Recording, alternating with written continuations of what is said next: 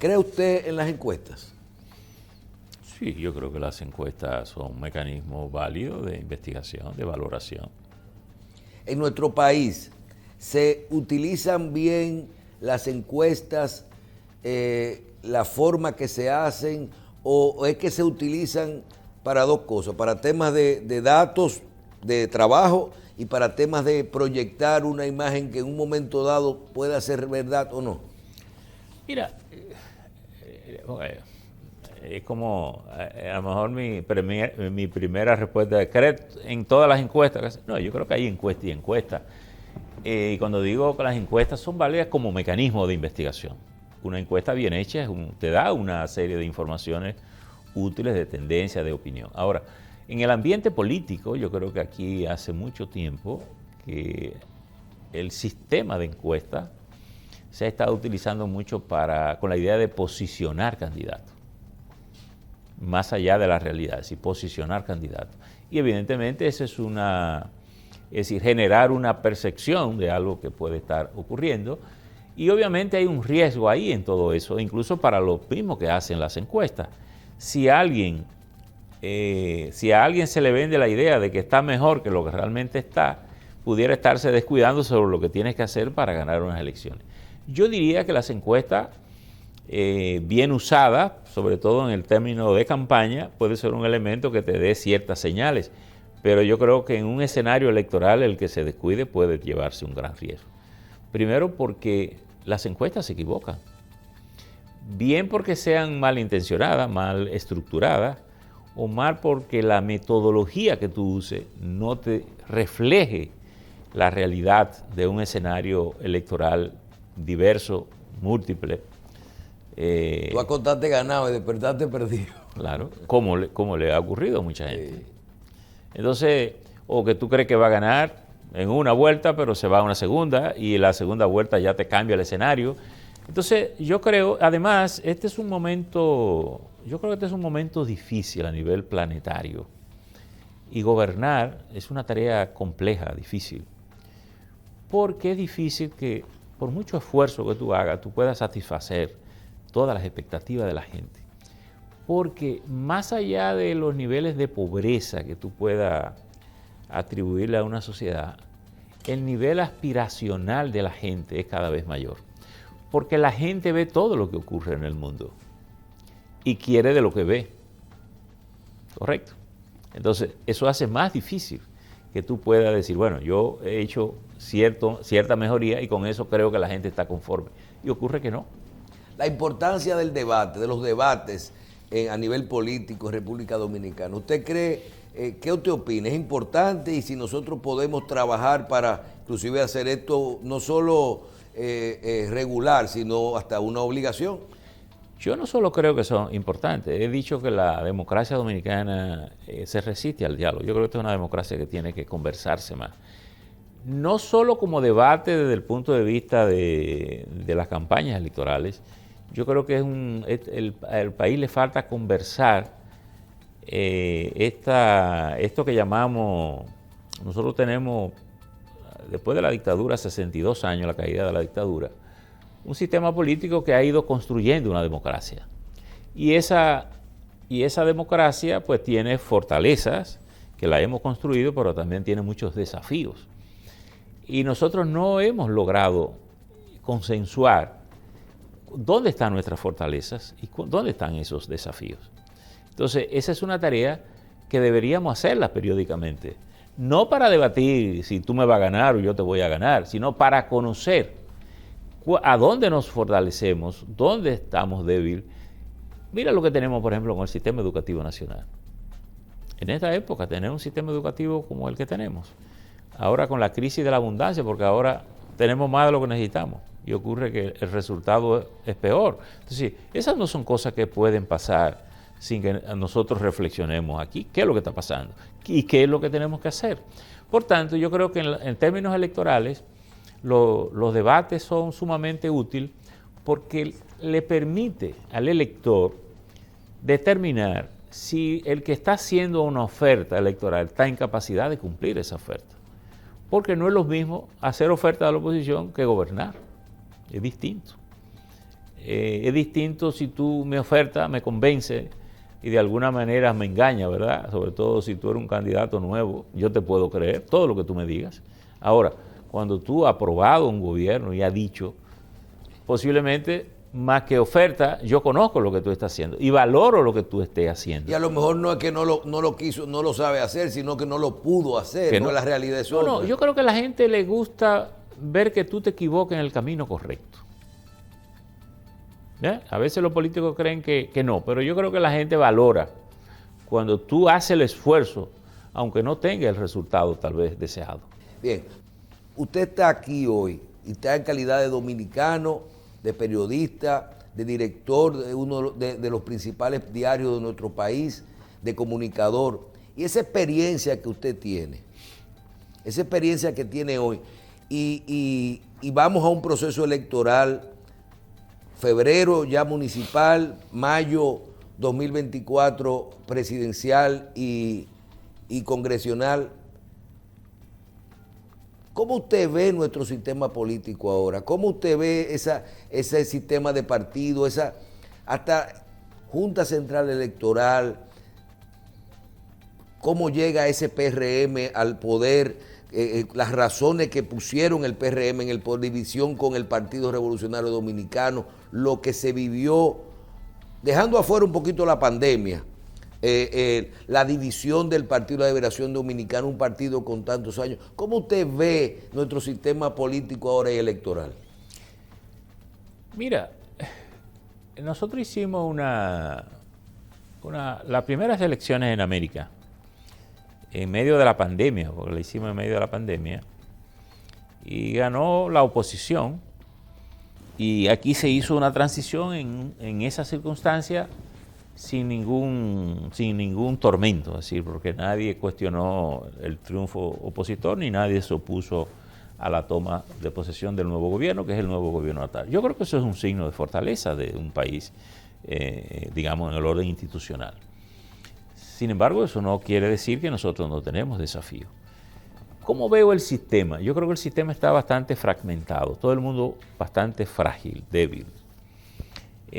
Tú tienes un PRM que ganó en un proceso de formación.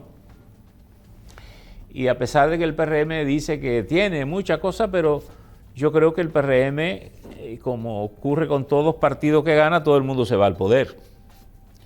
Y tal vez ven desde el poder, pero no se crea una estructura política efectiva, no se crea una plataforma, una estructura de organismo en el interior, en los sitios, tan efectiva.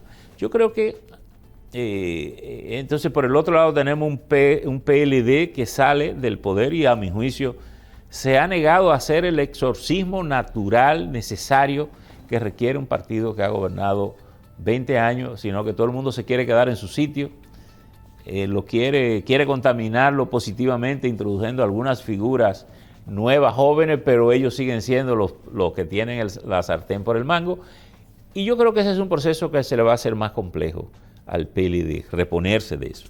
Y por otro lado, tú tienes al presidente Fernández, con la fuerza del pueblo, como un desprendimiento del PLD en el intento de formar un partido. Bueno, están formando un partido, dicen que tienen mucha gente, muy bien, pero yo creo que tienen una figura que es tal vez la más conocida, ha sido presidente 3 veces, es un líder político bien formado, es una gente con una calidad aprobada desde el punto de vista de su capacidad discursiva como para convencer un electorado, y como político también con un ángel. Yo creo que la política siempre acompaña a las figuras públicas de un cierto ángel. Yo creo que el presidente Fernández lo tiene para el electorado. Sin embargo, yo creo que hay una debilidad institucional de los partidos políticos. Y fíjate cómo casi todos los partidos, ahora en esta coyuntura, le están corriendo a los procesos internos. Y casi todos se están inclinando por encuestas para seleccionar a los candidatos. Algunos, yo diría casi todos, alegan que es por razones económicas. Y no sé, yo creo que es más la falta no hay candidato para todo el mundo, de visión y de compromiso como para hacer instituciones fuertes. La democracia necesita partidos fuertes para gobernar un país, porque son partidos que necesitan formar el capital humano. El oficio de la política, que se dedica a la política, se tiene que formar para ser un servidor público, porque si no, ocurre lo que no ha ocurrido mucha gente que va al Estado con la idea de asaltar el Estado, y eso tiene que acabar. Eso tiene que acabar. El gobierno, por ejemplo, que ha iniciado un proceso de persecución, de corrupción, y uno ve una serie de situaciones, uno de entrada dice la presunción de inocencia, pero dice, ¿pero cómo pueden ocurrir cosas así sin que nadie advierta nada, sin que nadie se vea? Entonces yo creo que a un país le pasa eso porque no tiene partidos políticos y una clase política comprometida con transformar a un país de manera certera. Y desde ese punto de vista es que creo que a nosotros nos falta conversar esta democracia, tener esos desafíos. Estamos intentando fortalecer un ministerio público, ¿verdad? Pero yo digo, previo al ministerio público tenemos que fortalecer los sistemas de controles. Mira cómo tenemos la Cámara de Cuentas. Disparate. Que están haciendo a ver si la salvan, pero yo te pregunto, ¿para qué serviría esa Cámara de Cuentas en la forma en que esté estructurada? ¿A quién le serviría? ¿Al gobierno? No, ya no tiene credibilidad. Al gobierno no le sirve al gobierno, al país tampoco.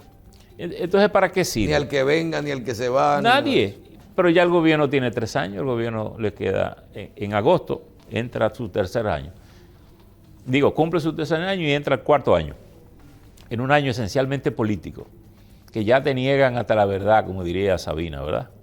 Porque nadie te reconoce nada. Entonces, ¿por qué insistimos en querer tener una Cámara de Cuentas que no ha sido capaz de asumir su rol en esa tarea? ¿Qué vamos a salvar de eso? Nada, porque no es salvable. Y dentro de todo este contexto, ¿usted cree que el presidente ha dicho que no anunciará su decisión con respecto a su repostulación hasta agosto, que tiene plazo hasta ahí? ¿Usted cree que dentro del contexto de que la Constitución se lo permite, del gobierno que ha venido realizando lo que consideramos que ha sido un buen gobierno con los problemas que encontró, inclusive ahí sí hay que mencionar la pandemia, un gobierno que ha tenido básicamente 1 año y medio sin pandemia, pero no sin guerra? Entonces, hay dentro de esto, ¿usted entiende que esa estructura política y ese presidente debe de participar y aprovechar esta oportunidad? Bueno, yo pienso que el presidente tiene la opción constitucional y me parece válido que la use. Segundo, yo creo que el presidente se ha crecido en su desempeño. Diría yo, el problema tal vez del presidente es que todo el gobierno no anda como él. Y eso creo que ha permanecido con algunos malos funcionarios durante mucho tiempo. Creo que ha sido un error desde el punto de vista. Pero yo creo además que el presidente ha sido sabio en no adelantar sus aspiraciones. Y fíjate que ha dicho el 17 de agosto, que es la fecha límite para anunciar su reelección. Pues yo pienso que quien está en el gobierno, el que menos debe motivar es que se genere un ambiente electoral, es al propio gobierno, por más de una razón. Segundo, porque el que está en el gobierno, su mejor campaña es un buen resultado. No tiene que decir que va, no tiene que decir qué hacer, sino mostrar un buen resultado. Yo creo que el presidente ha estado dando muestra de un buen empeño, de un buen desempeño en su tarea. Trabaja, está en muchos canales. Se ve todavía. Las encuestas lo están posicionando, pero yo creo que ha sido sabio de su parte en darse cuenta de lo siguiente. Una cosa son las encuestas y las cosas y los intereses que pueden moverse en torno a unas encuestas, y otra cosa es la realidad. Quien está gobernando sabe que paga un costo. Es verdad que el poder da, pero también el poder quita. Y en América hay unas 17 elecciones que se han celebrado y se han perdido 15. La reelección. Elecciones en sentido general, se han perdido 15.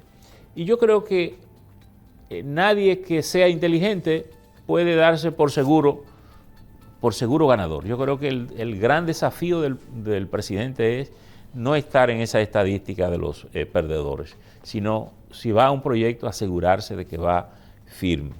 Entonces yo creo que tiene sentido para él no animar antes de tiempo y desalborotar, porque cuando tú dices eso, no solo tú te activas, se te activan todos los funcionarios, pero toda la oposición se reactiva también, mucho más. Entonces, creo que el presidente tiene la opción constitucional, creo que la debe usar y probablemente la va a usar, sin duda, pero sabe que enfrentarse a un electorado de alrededor de 8 millones de personas, 8.5 millones de personas, en la que tú sabes que no puedes satisfacer a todo el mundo, en donde hay tanto voto.